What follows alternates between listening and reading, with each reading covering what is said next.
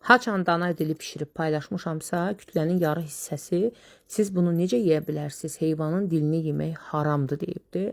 Mən bu məlumatı heç yerdə oxumamışam. Əgər sizin dəqiq istinadınız varsa yazın şərhlərdə. İnanın ki, həqiqətən də haram olduğunu bilsəm, mən də daha heç vaxt yemərəm. Amma çox sevirəm. Payız mövsümündə, qış mövsümündə inanın tapmaq belə çətin olur. Birinci, dili tam bişirirəm. Tam bişdikdən sonra çıxardıram, soyuq suya salıram ki, şok effekti olaraq dilin qabığı rahat soyulur onda. Daha sonra yenidən isti duzlu suya, dəfnə yarpaqlı suya salıram. 2-3 dəqiqə qaynayır, götürürəm. Daha sonra soyuyur, soyduqdan sonra çox rahat doğrayacaqsınız. İsti-isti doğramayın. Soyduqdan sonra rəngi də dəyişir. Və süfrəyə təqdim eləyəndə üzərinə limon sıxın, çox dadlı olur, duz istiot vurun, çox ləzzətli olur.